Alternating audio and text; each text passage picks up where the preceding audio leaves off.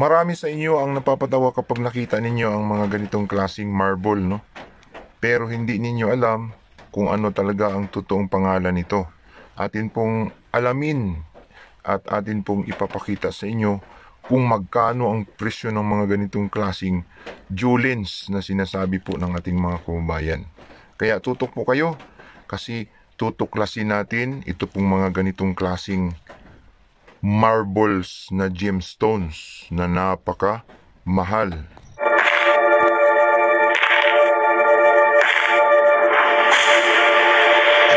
Welcome treasure hunters all over the Philippines. Welcome to my channel. Naniniwala ba kayo sa kasabihang ang naghahanap ay makakatagpo?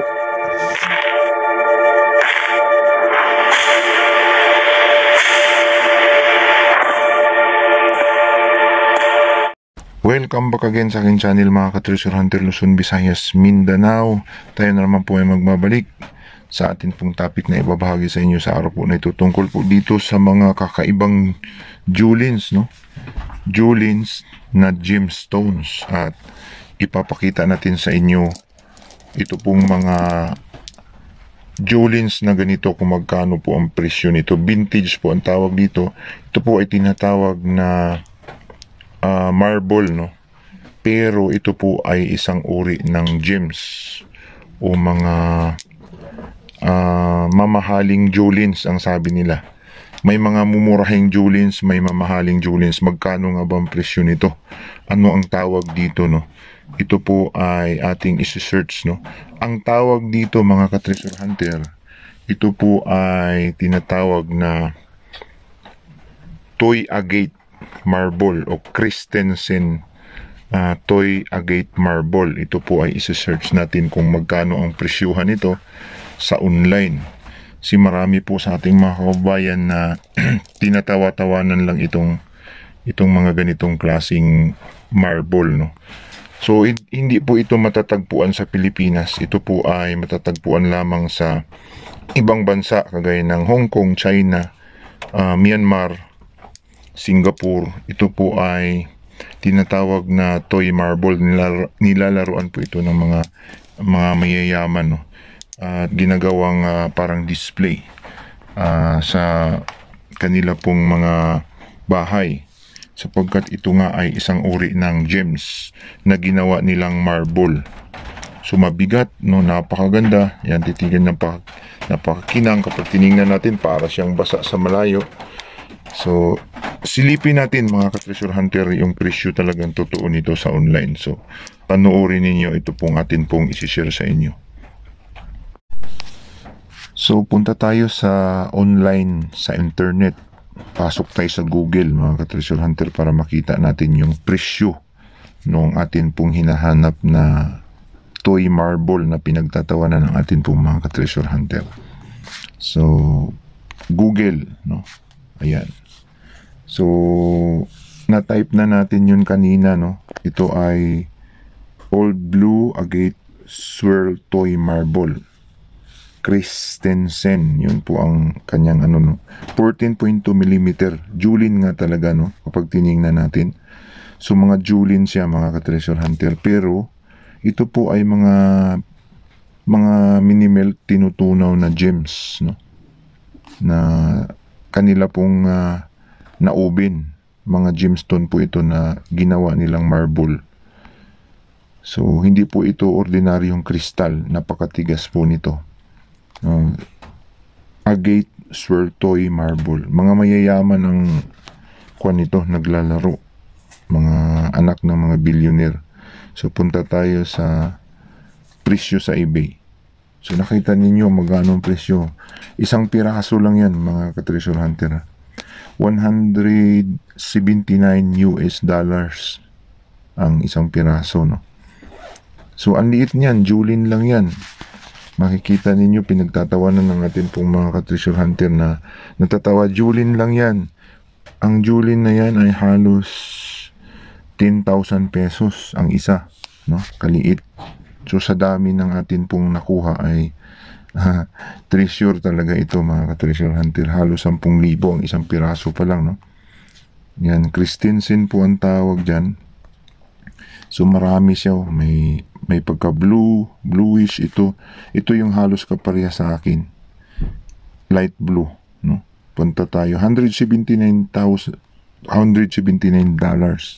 Multiply mo yan sa times 55 pesos sa piso. So medyo malaki-laki rin mga ka-treasure hunter, no? So marami siyang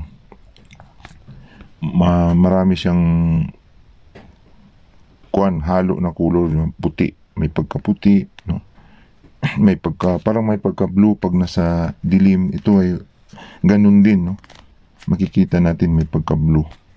So may makita tayong parang guhit-guhit, kaya tinawag siyang agate, no? Blue agate swirl, parang may swirl siya. Blue agate swirl toy marble. So laruan nga lang naman talaga ito, pero sobrang mahal na laruan, no? Imagine yun, almost 10,000 pesos isa. Ay napakamahal nga nito. So tingnan pa natin yung iba, kasi marami pang presyohan dito. Kung alin yung pinakamataas na presyo, no? $149, no, yung itong isa $150, $329 ito. Tingnan natin itong $329. Ito malaking pera ito, mga treasure hunter, no? Ito ay nasa halos ito 15,000 mahigit sa peso. Isa lang yan, ha. Then 15mm blue swirl toy marble. Ito yung mga marble na treasure, no? Sa hindi pa nakakaalam sa atin pong mga kababayan treasure hunter, hindi lang mga sobrang kintab na bagay ang napakamahal. Itong mga marble na ganito, Julins na tinatawag, ay kakaiba sa lahat ng Julins. Imagine yung $329 ito. Kakaiba, no? Parehas na parehas yan sa akin. Papakita natin sa inyo ang bandang huli na bibidyohan natin ng clear ito pong aking mga nakuha, para may makikita kayong differences o may makita kayong kakaiba, kung magkaiba nga talaga sila o hindi. So swerte natin at nakakuha tayo ng ganito. So $329 ang pinakamataas na presyo, no? Doon po sa ating nakita. Mayroon pa tayong makikita ditong kakaibang mga marble na sobrang mahal, oh. Ito $17 lang, mayroon ako niyan, mga stripes na ganyan, maliit lang, mura. So ito puti, nakita niyo yung puti, yan marble din yan, pero agate, no? Pinaglalaruan ito, dinidisplay ng mga mayaman, no? White agate toy marble, mint conditions, $229, no? Ito makikita ng ating mga bashers at haters, tatawanan yan kasi marami daw sa Divisoria at saka sa sa Raon at saka sa Quiapo. Humanap kayo ng marble doon na ganito, may mga ganito kayo makikita, pero piki ang mga yon, mga crystals lang yon. Hindi yon mga gems na totoo. Iba doon ay mga glass, no? Ito ay mga totoong mga gems, mga gemstone ito ng mga gumagawa na factory, no? Mula po sa Myanmar, no? Burma, Singapore o Thailand o sa iba pang bansa na gumagawa po ng mga ganitong klaseng vintage Christensen, no? Mga old na ito na mga ginagawa nilang toy marble na. Mga mayayaman lang kasi ang kumukuha nito. Pag mahirap, anhin mo yan. Gagastos ka ng ganyang kalaki, tapos mga Julins lang naman yan. Ito ay mga laruan ng mga millionaire, no? Mga billionaire. So marami po siyang kulay, no? Pero ang puti at saka yung blue ang mahal. So dalawa, blue at saka puti, no? Itong isa $349, itong puti, oh. Kanina $300 din yun sa atin, yung blue na nakita natin pinakamataas. Ito yung pinakamataas sa puti, no? Ito, tingnan nyo, marble yan, no? Puti, pero agate yan.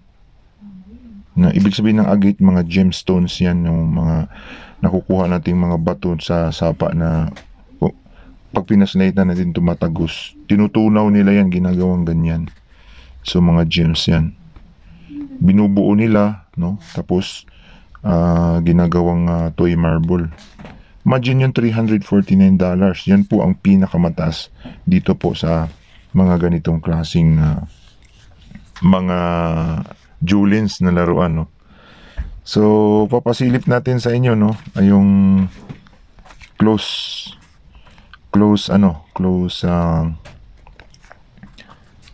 up dito po sa aking mga nakuha, no. So nakita niyo na yung tunay na presyo, no. Tandaan niyo itong mga ganitong klaseng kulay na marble na pinaglalaruan, Julins, ay mahal po ito ang isang piraso. So napakalaking halaga, no, kapag nakakita tayo ng ganito. Tandaan nyo, Old Blue Agate Swirl Toy Marble, no? Christensen po ang pangalan ng yumayari niya na, no, na kumpanya, siguro yung Christensen.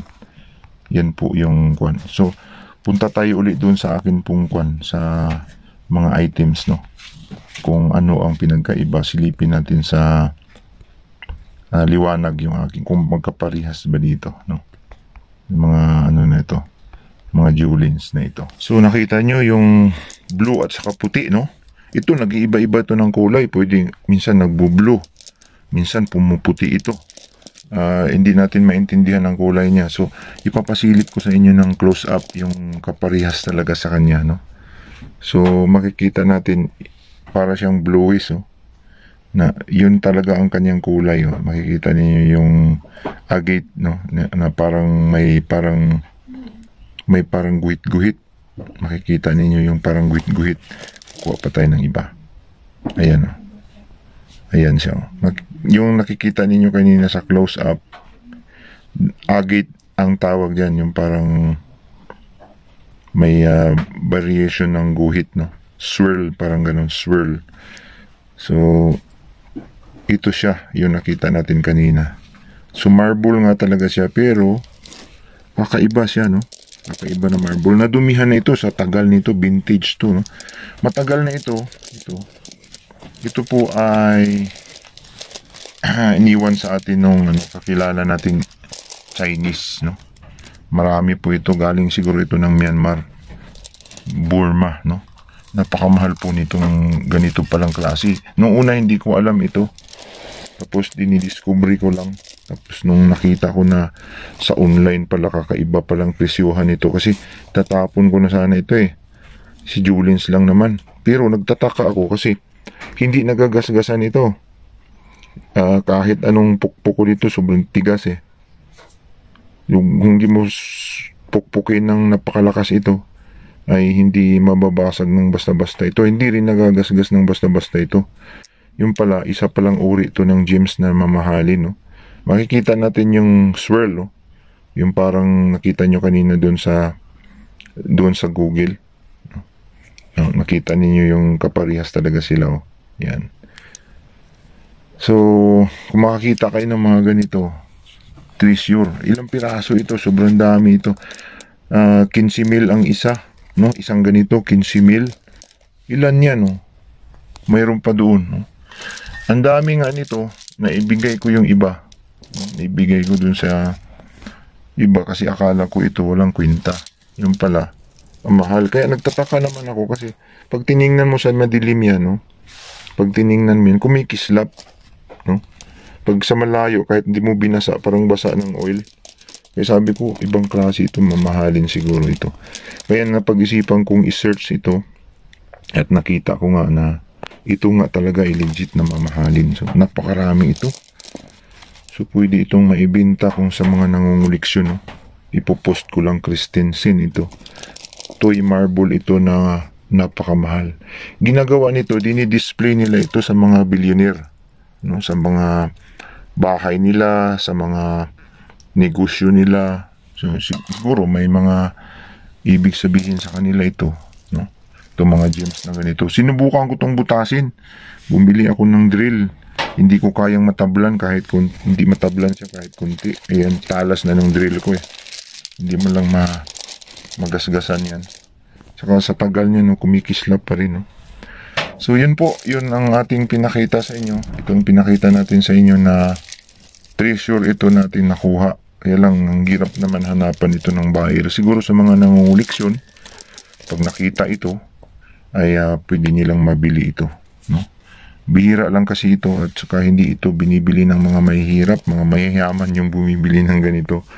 So, sana ay nag-enjoy kayo dito sa ating topic na ipinakita sa inyo. Hindi lahat ng Julin, hindi lahat ng laruan ay mumurahin. Mayroon din palang laruan na pangmayaman na napakamahal, no? Hindi ito makikita sa ordinaryong store lang. Kung mayroon makita kayo, magkukumis naman yung iba na, mayroon akong nakita niya na Julin sa Divisoria sa Juan Raon. Subukan yung bumili ng ganito doon, maghanap kayo ng ganitong Julins, no? Kung mayroon kayong mahanap na Julins, punta kayo sa akin, bibigyan ko kayo ng price, no? Na ganito talaga, hindi yung marble na ordinaryo. Kasi kakaibang marble ito, ang bigat nito, mga katresurante. Hindi yung mga marble na nakikita natin na ordinary, kakaiba ito. So, thank you very much, no? Salamat po sa inyong panonood. Sana ay nag-enjoy kayo dito po sa ating topic. Maraming salamat po.